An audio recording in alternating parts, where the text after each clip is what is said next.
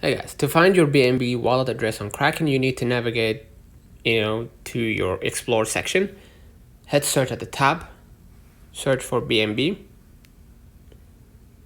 press BNB chain, and if you don't have, BNB, I assume, hit deposit at the bottom left.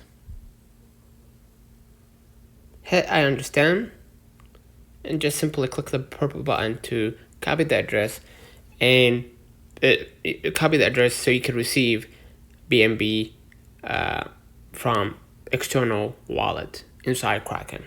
So I'm gonna copy the address and I'm gonna go back and use an external wallet, let's say Phantom in my case.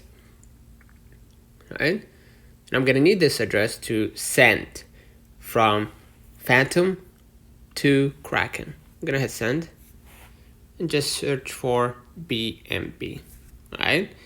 And if you have it, just go ahead and you're gonna see that basically the section where you will be able to add username or address and continue to verify that transaction. Let me know in the comments if this video helped you.